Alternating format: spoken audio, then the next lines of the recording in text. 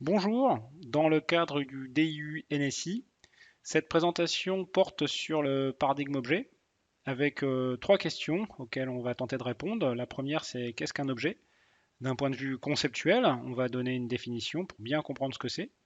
Une fois qu'on aura bien compris ce que c'est qu'un objet, on va aborder la deuxième question qui consiste à savoir comment on peut programmer un objet, quelles sont les constructions qui sont autorisées, on verra ce que c'est qu'une classe, ce que c'est qu'une interface.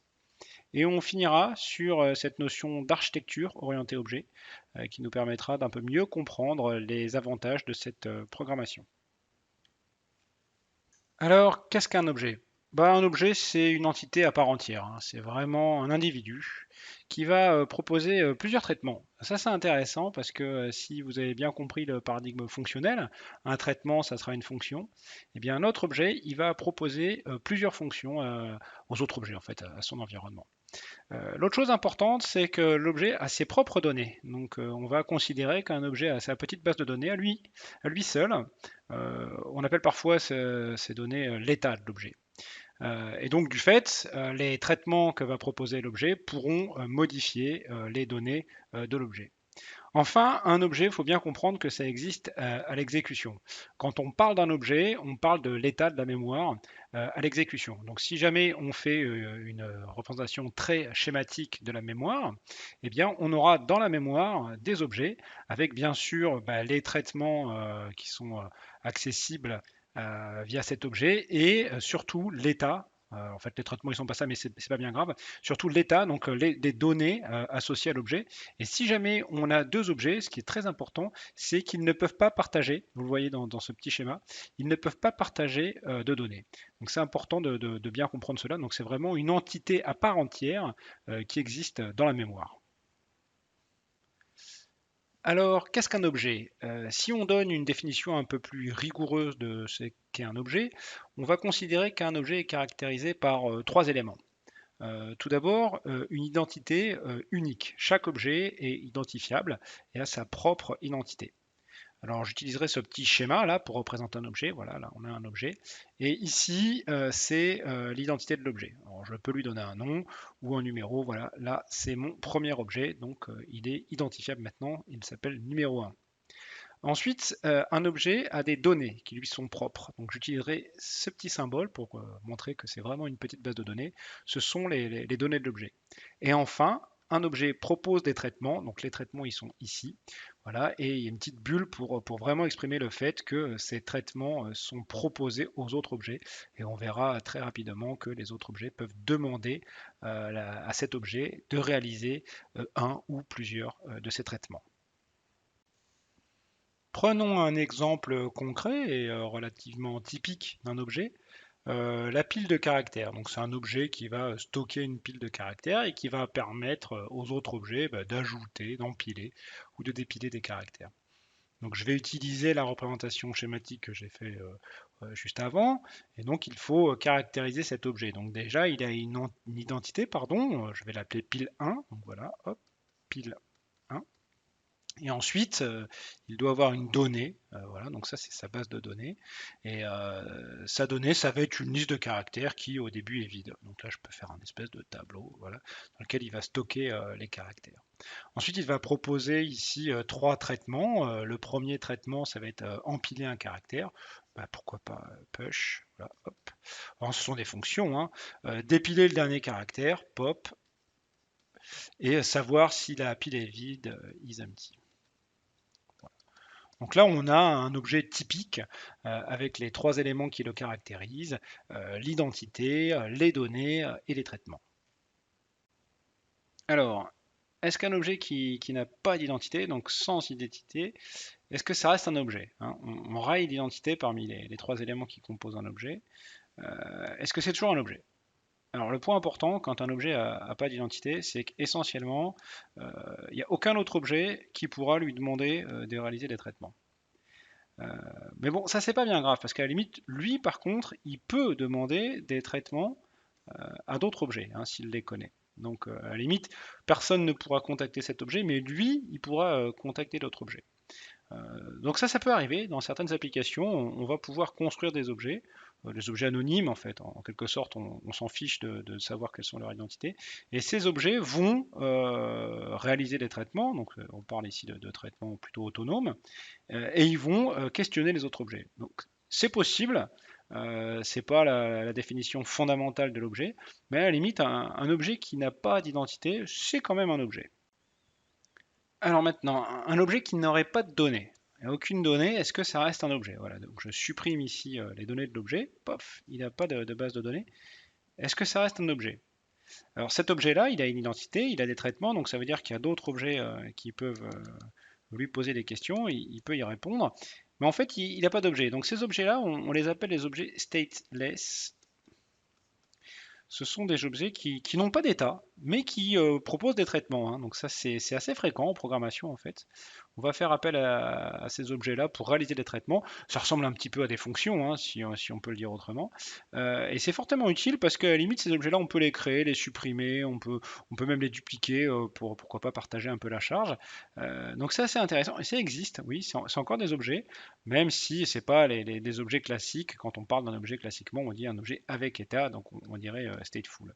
Là, on a des objets stateless qui ne contiennent pas de données. Donc c'est possible. Alors, est-ce qu'un objet qui n'a pas de traitement est un objet? Voilà, ici on supprime les traitements, pof, pas de traitement. Est-ce que ça reste un objet? Donc là, clairement, cet objet ne peut pas réaliser de traitement, et comme il n'a pas de traitement, on va dire que ça sert à rien que d'autres objets lui demandent de réaliser des traitements. Alors, ça n'existe pas vraiment. Ça n'existe pas, ce genre d'objet, quand il n'y a pas de traitement. Les langages de programmation permettent de faire hein, ces objets, mais ça n'existe pas. Pourquoi? Parce que, en fait, vous allez le voir, on ne peut pas accéder directement à la base de données de l'objet. Par contre, ce qui existe, et finalement c'est quasiment pareil dans l'intention, ce sont des objets qui ont des traitements, mais dont les traitements en fait se résument à être des accès à la donnée. Donc on appelle ça les fameux getters et les fameux setters. Donc getter, c'est des méthodes pour lire les informations qui sont dans la base de données, et les setters, ce sont des méthodes pour écrire les informations qui sont dans la base de données. Donc ça existe, voire même ça a été fortement utilisé il y a quelques années. On se rend compte de plus en plus que c'est quand même déconseillé, hein, parce que là, bon, c'est simplement une petite base de données sur pattes. Ça peut être utile dans certaines circonstances, mais il faut quand même qu'il y ait un petit peu d'intérêt sur les méthodes qui sont là. C'est pas juste de stocker de l'information. Donc ça peut exister, mais c'est déconseillé. Alors maintenant qu'on a vu ce qu'était un objet et ce que ça n'était pas, on va rentrer maintenant dans les propriétés de conception, hein, ce qui fait vraiment la programmation orientée objet. Donc la première propriété, une des plus importantes, c'est la propriété d'encapsulation.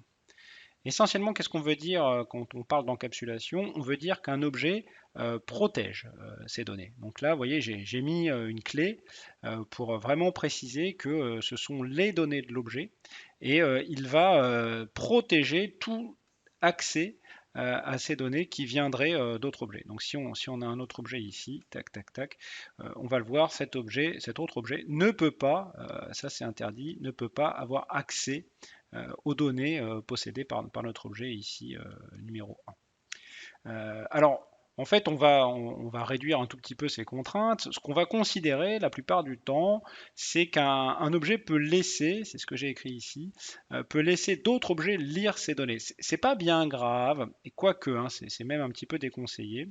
Mais c'est pas bien grave qu'un autre objet puisse lire, puisse savoir un petit peu quelles sont les informations qu'il y a là-dedans. Ça, c'est pas bien grave. Par contre, ce qui est plus qu'important, c'est que les autres objets ne puissent pas modifier les données qui sont ici. Donc, on a parlé d'état, hein, les données qui sont dans la base de données d'un objet forment l'état de l'objet. Et donc, ce qui est vraiment important, c'est que chaque objet doit protéger son état et doit interdire à d'autres objets de modifier son état. Alors, l'encapsulation, en fait, vraiment au niveau pur, ça veut dire que on masque, en fait, hein, on considère, on masque, on interdit aux autres objets l'accès à ces données. Si on est vraiment pur, on interdit en lecture et en écriture. Allez, on peut laisser lire, c'est pas bien grave, on peut mettre un petit peu d'eau dans notre vin. On peut laisser lire les données, mais le mieux est d'interdire complètement les autres objets de comprendre, hein. L'idée, c'est on ne sait même pas comment ça marche. Le seul truc qu'on sait quand on est de l'extérieur, c'est on sait que cet objet propose des traitements. Voilà, c'est ça l'encapsulation. On considère que les données sont à l'intérieur de l'objet et il n'y a pas moyen de savoir comment elles sont constituées. Alors, une autre propriété très importante, hein, lorsqu'on parle de conception orientée objet, c'est cette notion de responsabilité. On dit qu'un objet est responsable des traitements qu'il propose. Ça, c'est important et on va un peu détailler plus précisément ce que l'on entend par responsable. Responsable, ça veut dire quoi? Ça veut dire que si jamais vous avez ici un autre objet qui va demander la réalisation d'une méthode ici, à notre objet numéro 1, cet objet numéro 1 est responsable de ce traitement, c'est-à-dire qu'il doit avoir toutes les données, toutes les informations nécessaires et suffisantes à la réalisation de ce traitement. Donc être responsable, ça veut dire, ben, ok, tu m'as demandé de faire cette méthode, je vais le faire, j'ai tout en ma possession pour pouvoir réaliser ce traitement. Alors, il faut faire un petit peu attention parce que ça ne veut pas dire que tout est dans la base de données, il a tout, il va tout faire tout seul. Responsable, ça ne veut pas forcément dire je fais tout seul. On peut, et c'est ce que j'écris ici dans cette troisième phrase, on peut, lorsqu'on est un objet et que quelqu'un nous demande de réaliser une méthode, on peut faire appel à d'autres objets. Donc ça, c'est possible, hein. Responsable, ça ne veut pas forcément dire que vous faites tout seul, hein. C'est un petit peu comme dans les relations quotidiennes. Responsable, ça veut dire que oui, c'est vous qui êtes garant du bon fonctionnement de cette méthode. Donc ça sera très important ensuite quand on va vouloir tester une application orientée objet. Parce que si on veut savoir si une méthode marche, en fait, on va tester l'objet. Donc l'unité de test, ça deviendra l'objet, c'est lui qui est responsable. Enfin, quand on parle de qualité de conception d'une application orientée objet, et voire même plus précisément de qualité de conception d'un objet, on parle souvent de cohérence. Alors qu'est-ce que la cohérence? C'est pas facile à préciser de manière très rigoureuse. L'idée, c'est que un objet est spécialiste. Donc, en quelque sorte, les méthodes qu'il propose, eh bien, sont toutes relatives à un seul objectif. Et donc, on parle de méthode cohérente. Être cohérent, ça veut dire que toutes ces méthodes servent à un même objectif. Alors, ce que j'ai essayé de dire ici, finalement, c'est que on ne va pas trouver d'objets avec beaucoup de traitements, hein. Les traitements cohérents, bah, souvent, il y a un petit bouquet de traitements. Donc, un objet propose peu de traitements. Plus on propose de traitements, plus on est un peu un objet couteau suisse et on manque cruellement de cohérence. L'autre chose qui est important, c'est que ces traitements qui sont ici, bien souvent, vont avoir des effets sur des données. Les données qui sont ici sont partagées par les traitements. Bien souvent, une méthode qui est ici va modifier une donnée qui est là et du coup, ça aura un effet de bord sur ce traitement.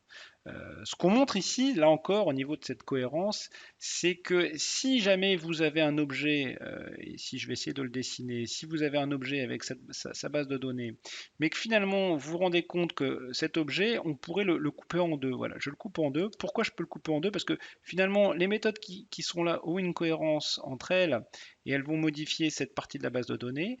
Et les méthodes qui sont là ont une cohérence entre elles et vont modifier cette partie-là de la base de données. Et finalement, il n'y a aucune relation, aucune cohérence entre ces deux parties. Donc si vous vous rendez compte que vous pouvez couper votre objet en deux, alors c'est qu'il y a un manque de cohérence. Et ce qu'on cherche à faire lorsqu'on programme en objet, c'est qu'on cherche avant tout à faire des objets cohérents, c'est-à-dire peu de méthodes, et essentiellement, il faut que ces méthodes partagent les données qui sont encapsulées par l'objet. Alors maintenant, on va aborder les propriétés de conception, de conception de qualité, mais pas centrées sur un seul objet. Là, on va regarder ces propriétés de conception sur plusieurs objets. Bon, on va commencer par deux objets. Avant de parler de ces propriétés de conception, on va préciser un peu mieux comment se passe la communication entre objets. Alors, il faut bien comprendre que les objets communiquent par échange de messages. On va avoir deux types d'objets. En fait, c'est une relation entre deux objets. Celui qui envoie le message, donc là c'est mon numéro 1, il va envoyer un message, et celui qui reçoit le message, c'est mon numéro 2. Donc on a vraiment un échange de messages. Alors, essentiellement, il y a un seul type de message. Là, je vais essayer de dessiner une petite enveloppe pour comprendre qu'il y a un message. Il y a un seul type de message, c'est la demande de réalisation de méthode. Donc, le message principal, c'est une demande, je l'écris, de réalisation de traitement. Donc, c'est comme ça que ça va se passer dans une application orientée objet. On va toujours avoir un objet qui va demander à un autre objet de réaliser un traitement. Qui est ici. Et donc, comme on l'a vu, ce deuxième objet est responsable de la réalisation de ce traitement. Alors, on va aller un peu plus loin sur cette notion d'échange de messages entre deux objets. Et on va préciser des points qui paraissent évidents et pourtant, ça va rendre la conception un peu plus compliquée. Alors déjà, lorsqu'on veut envoyer un message, il faut bien comprendre que l'objet qui va envoyer le message doit connaître l'identifiant du destinataire.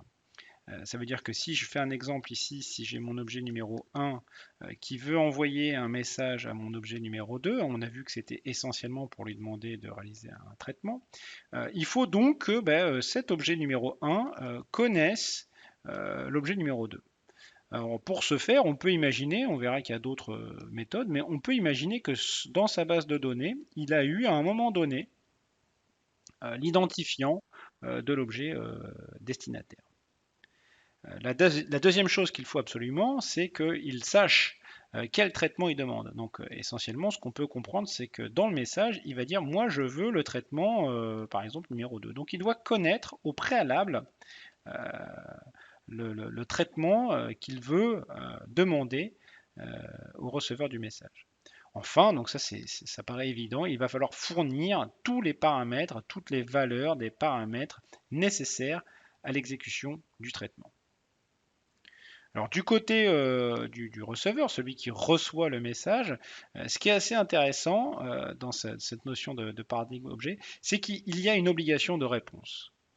Donc on est obligé, lorsqu'on reçoit un message, de répondre à l'envoyeur en réalisant le traitement. En fait, on n'a pas bien le choix quand on nous demande de réaliser un traitement. On doit réaliser ce traitement. Alors bien sûr, dans le traitement, il peut y avoir des cas où on va réaliser plutôt ceci ou plutôt cela, où on va essayer de changer un petit peu la stratégie de résolution. Mais essentiellement, de base, dans le paradigme objet, il y a une obligation de réponse.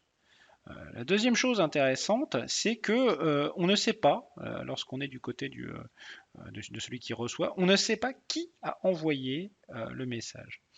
À moins de préciser dans les paramètres des choses qui vont permettre d'identifier un peu plus l'envoyeur. Mais lorsque le récepteur reçoit un message, il n'a aucune idée de l'identifiant de l'objet qui lui a envoyé ce message. Donc deux propriétés du côté du receveur, obligation de réponse, on verra que c'est obligé de répondre, on réalise le traitement, et on ne sait pas qui demande le traitement. Alors pour finir sur ce volet de communication entre deux objets, il faut bien savoir que la plupart du temps, lorsqu'on fait de la programmation orientée objet, on a une sémantique de base qui est celle de l'échange synchrone et plutôt monothreadé. Alors, qu'est-ce que ça veut dire? Je vais commencer par monothreadé. Ce qui est important de vraiment bien comprendre, c'est que lorsqu'on est à l'exécution, on est vraiment à l'exécution, il y a des objets dans une application à un objet type Java ou autre, à tout moment, vous n'avez qu'un seul objet qui est actif. Alors vous avez qu'à imaginer, moi j'aime bien cette représentation, vous avez qu'à imaginer que dans votre mémoire, vous avez plein d'objets, mais à un seul moment, alors j'utilise une autre couleur, à un seul moment, voilà, il y a un objet qui est actif. Donc j'essaye de faire un petit éclair, tac, tac, tac, voilà. Donc lui, il est actif et c'est ici, en quelque sorte mono-threadé, ça veut dire que à un seul moment, on a un objet qui est actif. Alors c'est important de savoir quel est l'objet qui est actif, parce que seul l'objet actif peut envoyer des messages. Donc on va dire que lui, voilà, c'est mon objet numéro 1. il est actif, donc il va pouvoir envoyer un message à celui-là. Donc là, j'avais le numéro 2, tac, et là, j'ai le numéro 3. Donc comme il est actif, il peut envoyer un message au numéro 3. Donc là, le numéro 2 n'étant pas actif, ne peut pas envoyer de message. Le numéro 3 n'étant pas actif, ne peut pas envoyer de message. Donc à partir du moment où il envoie le message, l'envoyeur n'est plus actif. Donc là, je prends ma petite gomme, tac, et voilà, je ne suis plus actif. Alors ce qui est intéressant, c'est qu'ici, en fait, on transmet l'activité. C'est finalement le récepteur maintenant qui vient de recevoir ce message qui lui est actif. Donc hop, je lui passe le petit éclair qui veut dire que maintenant, c'est lui qui est actif. Donc, comme il est actif, il va pouvoir réaliser le traitement. Donc là, il réalise le traitement, tac, tac, tac, tac, tac. Et puis, il va envoyer une réponse, obligation de traitement, et puis il doit envoyer une réponse. Il va envoyer une réponse avec le résultat de la réponse, et puis en même temps, lorsqu'il envoie cette réponse, il précise que le traitement est terminé. Donc, du coup, vous voyez que l'envoyeur, une fois qu'il a reçu la réponse, redevient actif et possède la réponse. Donc, je schématise ça. Je gomme ici l'activité. On imagine que le traitement est terminé. Hop, je ne suis plus actif. Et je rends l'activité à l'objet envoyeur. Donc ça, c'est le principe un petit peu de l'exécution monothread. Et ce qu'on dit aussi, c'est que c'est un petit peu synchrone. Pourquoi on dit synchrone? Parce que finalement, j'espère que vous avez bien vu, finalement, l'objet numéro 1 qui a envoyé le message, eh bien, on peut considérer, voilà, si je fais une échelle de temps, ça c'est le temps qui va s'écouler du début vers la fin, l'objet numéro 1, donc ça c'est le numéro 1, il était actif, et puis il a envoyé son message à l'objet numéro 2, tac. Donc lui, il n'était pas actif. Puis d'un coup, il devient actif. Donc quand je fais une barre comme ça veut dire que je suis actif. Et ici, on attend. Voilà, on attend. Tac, tac, tac, tac, tac. On attend. C'est un D. On attend, on attend. Et quand je vais recevoir la réponse, je vais retrouver mon activité et lui, je vais la perdre. Donc c'est pour ça qu'on dit synchrone, c'est parce qu'en fait, c'est vraiment on est bloqué. Voilà, j'envoie le message, je suis bloqué. Quand je suis numéro 1, je suis bloqué, j'attends, il se passe un traitement, il se passe un traitement. Une fois que le traitement est terminé, l'objet numéro 2 renvoie la réponse et à ce moment-là, l'objet numéro 1 reprend l'activité. C'est pour ça qu'on parle de programmation plutôt synchrone et monothreadée. Alors on verra que dans la plupart des langages, même dans tous les langages, on peut changer un petit peu ce modèle. Ça, c'est le modèle de base. Quand on réfléchit objet, on est toujours synchrone et monothread. Mais on peut changer ce modèle de base. On peut bien sûr créer en gros des nouveaux contextes d'exécution. Tac, ici, j'en crée un deuxième, pourquoi pas. Donc là, j'ai deux threads qui vont s'exécuter en parallèle. Et puis on peut aussi imaginer finalement que on va changer un petit peu ce modèle synchrone pour passer plutôt en modèle asynchrone. Que serait un modèle asynchrone? Ben, ça veut dire qu'on ne serait pas bloqué lorsqu'on envoie un message. On pourrait imaginer au contraire mon objet numéro 1. Voilà, c'est son échelle de temps. Il est là, il est actif, il envoie un message, et ben en fait il va rester actif. Et lui, bah, il n'est pas encore actif. Et quand un jour il aura un jeton d'activité, il pourra alors exécuter le traitement et on se posera alors la question, oui, mais alors, comment on fait pour obtenir la réponse? Voilà, donc là, de base, ce qu'il faut bien comprendre quand on fait de la programmation orientée objet, on pense toujours de base qu'on est dans un mode synchrone et monothread. Alors maintenant qu'on a vu comment étaient réalisées les communications entre objets à base d'échanges de messages, mais on va pouvoir parler d'une des propriétés de conception maintenant qui va comprendre plusieurs objets et c'est une propriété de conception très importante qui est cette notion de couplage. Alors le couplage, hein, c'est quand un objet qui est ici va être couplé, donc va utiliser un autre objet. Voilà. Donc là, en fait, on va considérer, on va voir qu'il y a plusieurs déclinaisons du couplage.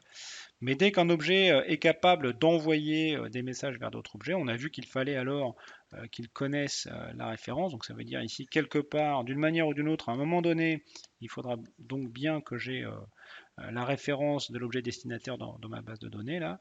Donc ici c'est l'objet numéro 2. Donc en fait, on estime qu'on est couplé. Donc le fait d'avoir à un moment donné la référence vers cet objet, je suis couplé. Je peux changer de couleur pour exprimer ce lien. Donc là, vous voyez bien que le fait qu'il y ait cette référence-là, ça veut dire que 1 est couplé avec 2. Voilà. Donc ce qui est important avec cette notion de couplage, c'est qu'on comprend que bah, finalement, Plus il y a de couplage, ça veut dire plus les objets sont liés. Et donc quand on va vouloir tester ces applications-là, on ne pourra pas tester un objet sans tester tous les autres objets auxquels il est lié. Alors le principe du couplage vise qu'il y ait peu d'objets liés. Voilà. Donc on va considérer que c'est mieux quand un objet communique avec peu d'autres objets. Alors ça c'est intéressant parce qu'on a vu la propriété de cohérence et on a deux objectifs un petit peu antagonistes là.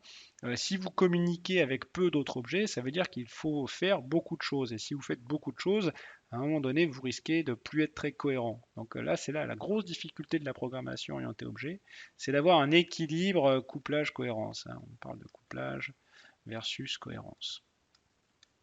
Alors, allons un peu plus loin dans cette notion de couplage. En fait, ce qu'il faut vraiment comprendre, c'est que chaque traitement qu'on demande à un objet fait intervenir peu d'autres objets. Alors en fait, essentiellement, si cet objet numéro 2 va demander à l'objet numéro 1 de réaliser quelque chose, c'est qu'il y a de fortes chances qu'on lui ait demandé de réaliser une méthode. Donc là, en fait, le couplage, on peut le voir au niveau des méthodes. On peut considérer qu'en fait, c'est cette méthode qui va avoir besoin de l'objet numéro 1.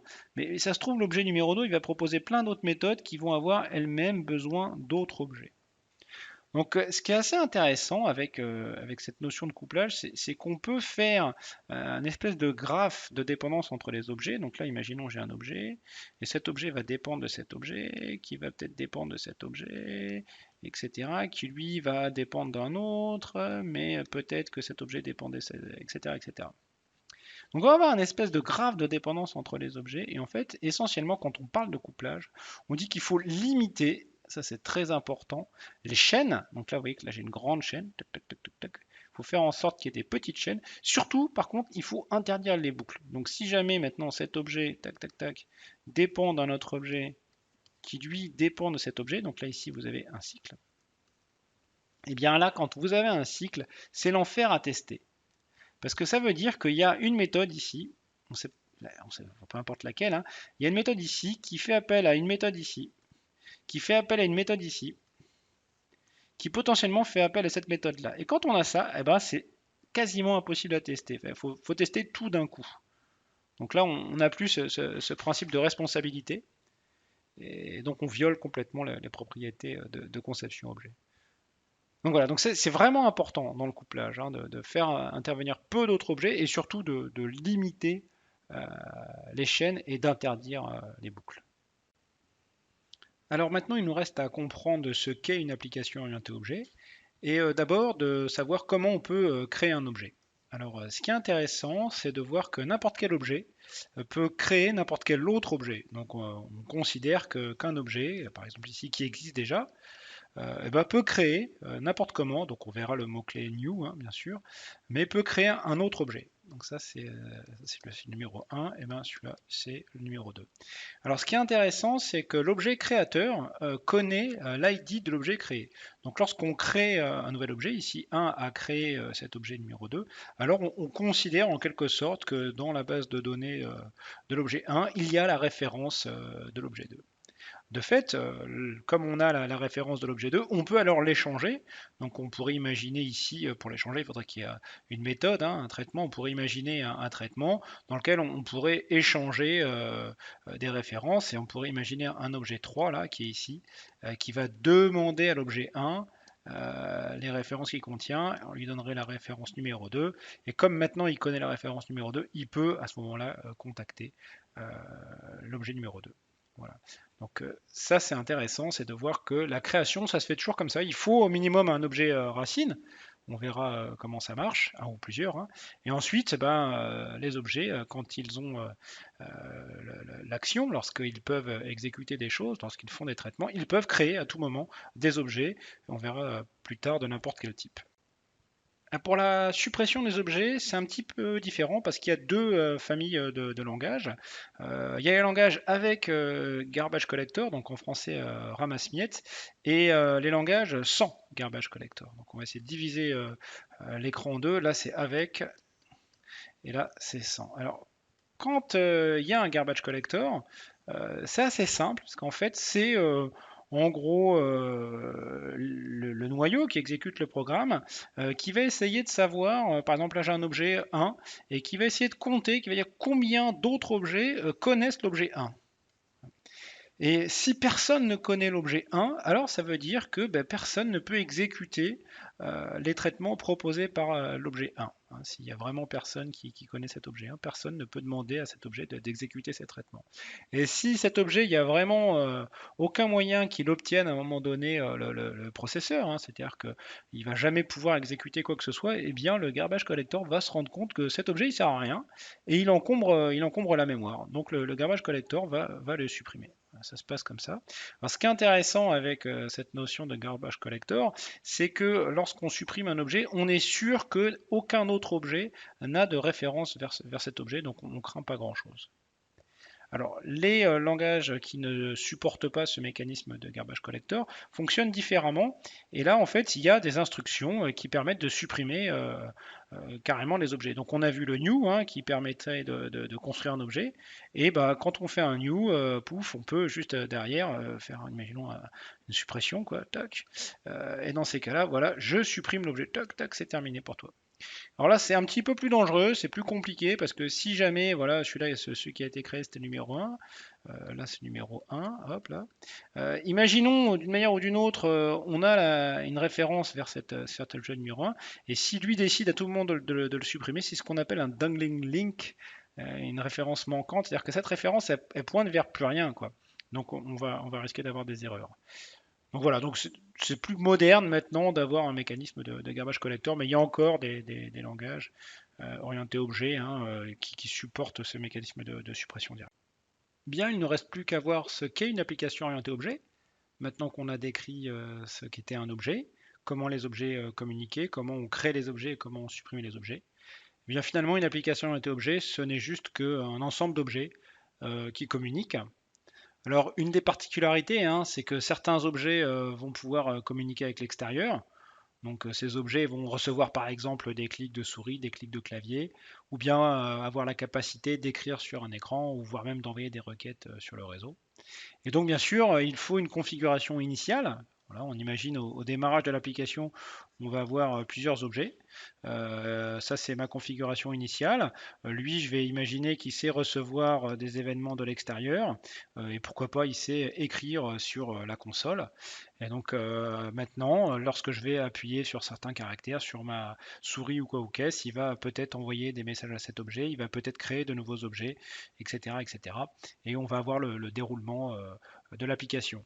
Donc cette configuration initiale, bien souvent, en fait, c'est ce qu'on appellera le main, donc une espèce de fonction d'initialisation, pardon, qui permettra de construire les quelques objets nécessaires au tout démarrage de l'application.